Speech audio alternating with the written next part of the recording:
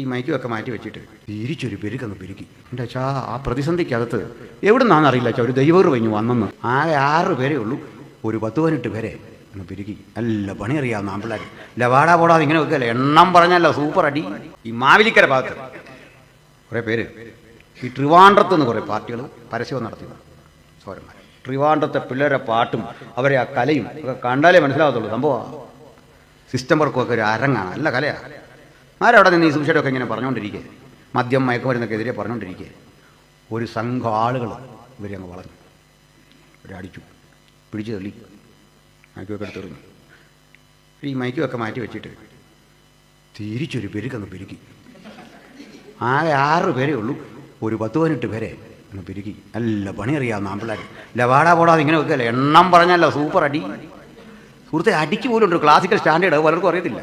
വാടാ പോടാ അങ്ങനെ അത് പ്രവർത്തിക്കുന്നതിന് അധികം ശബ്ദമൊന്നും ഇല്ലെന്ന് മനസ്സിലായില്ലേ. അടി. അതിൻ്റെ ആ മെയിൻ ലീഡർ ഉണ്ടല്ലോ, ഇവന് ആകപ്പാടെ വിഷമിച്ച് ഇതെങ്ങനെയല്ലോ ഒന്ന് ഊരിയാൽ മതി. എന്താ അവരാ ഫസ്റ്റ് എയ്ഡ് കൊടുത്തിട്ട് അവരങ്ങ് നിർത്തി. അല്ല, ഇത് ഭയങ്കര രീതിയിലേക്ക് പോകണ്ടെന്ന് കരുതി അവർക്ക് പക്വതയുണ്ടല്ലോ, നിർത്തി. ഇവന് കേസായിപ്പോയി. കേസായിട്ട് പോലീസ് എല്ലാം വന്ന് ഇവരെ എല്ലാം കൊണ്ടുപോയി. ഇവർ പറഞ്ഞ ഞങ്ങൾക്ക് സാങ്ഷൻ ഉണ്ട്, ഞങ്ങളവിടെ നിന്ന് പ്രസംഗിച്ച ഇവരോടൊപ്പം വന്നു.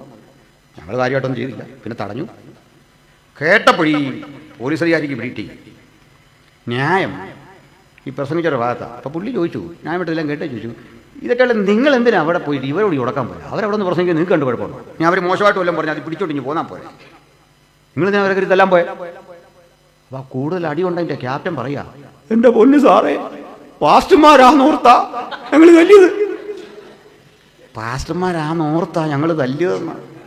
എൻ്റെ വിചാരം ഈ പുതിയ അഭ്യാസമെല്ലാം പഠിക്കാനുള്ള ലബോറട്ടറിയാണ് ഞങ്ങളെന്നാണോ നീ ഓർത്തേ? ഇവിടെ പോയി കഴിവുള്ളവനോ അടിക്കും, തിരിച്ച് പ്രതികരിക്കാത്ത ഞങ്ങളെ വിടുന്നു. ഞങ്ങളിത് കൊണ്ടുവച്ച് പോലും ഞങ്ങളോട് അടിച്ചാൽ നിനക്ക് എന്തോ ഗുണമുണ്ട്, പോടാ ട്രിവാൻഡ്രത്ത് പോകും. പിന്നെ അതൊക്കെ തീർന്നു. ഇതല്ല രസം. ഞാനിതെല്ലാം കഴിഞ്ഞ് ട്രിവാൻഡ്രത്തിൽ കൺവെൻഷൻ പ്രസംഗിക്കാൻ ഇമാരൊന്ന് പാടുന്നു. പാട്ടെല്ലാം കഴിഞ്ഞ് ഇറങ്ങി എന്താ എന്നോട് പറയാം, അച്ഛാ പ്രോഗ്രാം എല്ലാം ഉണ്ട് പറയണേ.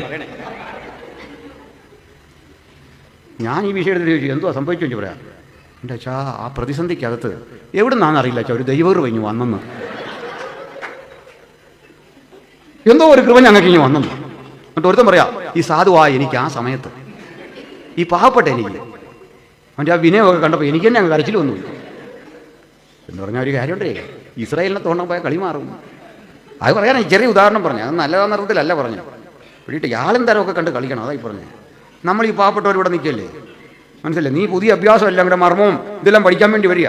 കുരിശ് വെട്ട്, മുച്ച വിടും, മർമ്മം ഇതെല്ലാം വന്നിട്ട് പാവപ്പെടണം. അവിടെ നിൽക്കുന്ന പാവപ്പെട്ടവൻ്റെ മണ്ടേ ആത്മയ്ക്കും കൊണ്ട് നിൽക്കുന്നതിൻ്റെ മണ്ടേ പഠിക്കുമ്പോൾ ഓടാ അങ്ങോട്ട് പോയി കാര്യം പഠിക്കാം. അവൻ്റെ പുതിയ വിദ്യ നിന്നെ പഠിപ്പിക്കും. അങ്ങോട്ട് പോട്ടെ, ഞാൻ വിടുന്നില്ല.